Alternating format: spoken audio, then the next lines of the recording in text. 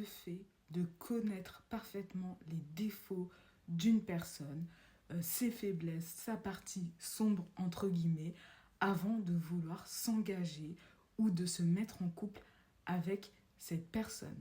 Ça évitera de nombreuses désillusions parce que au premier rendez-vous ou lors des premiers rendez-vous, forcément, chacun va se montrer sous son meilleur jour.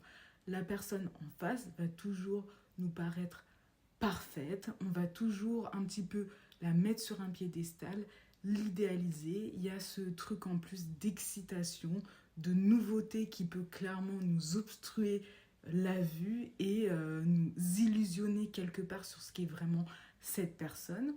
Donc moi, je suis clairement pour le fait de prendre son temps avant de se mettre en couple ou s'engager avec quelqu'un. Voir tout simplement si vous êtes compatible sur le long terme.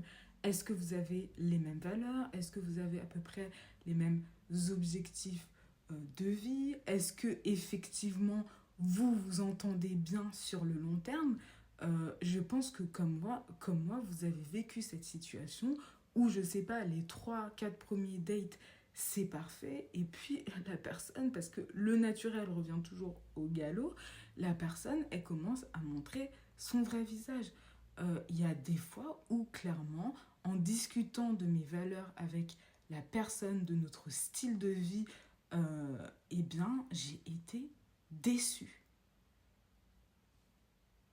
Moi, je vous le dis très clairement, je ne trouve pas choquant que des personnes se datent pendant 4 mois avant de se mettre en couple. Comme pour certaines personnes, ça va prendre 7 mois. Et comme pour d'autres personnes, ça ne va prendre que 2 mois.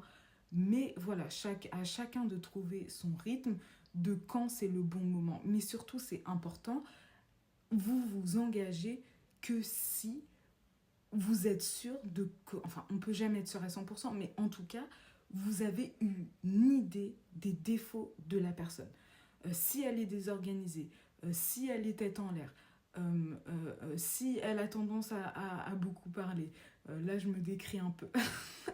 Inconsciemment, je me décris un peu.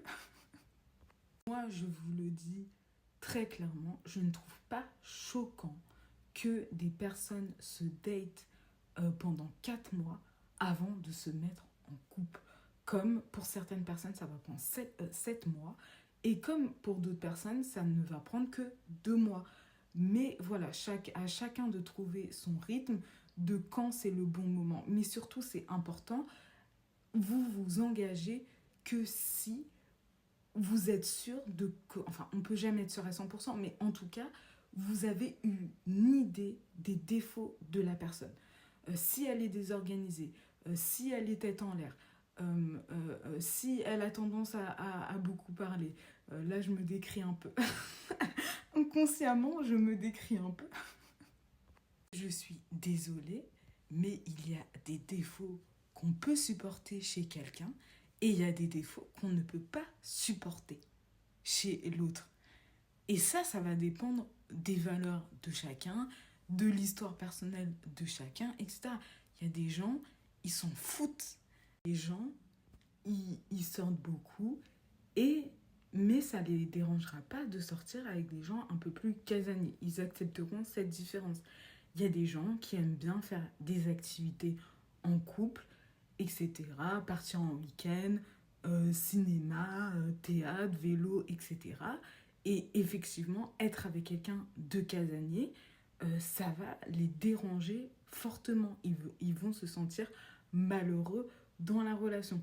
Donc c'est pour ça, écoutez-vous plutôt ce dont vous avez besoin et pas ce que les autres vous essayent de vous dire que vous avez besoin de ça, surtout avec les réseaux sociaux. Leur couple n'est pas ton couple ou ton futur couple. À la fin de la journée, qu'est-ce que tu as besoin dans la relation pour être épanoui? Et quels défauts es-tu prête à supporter?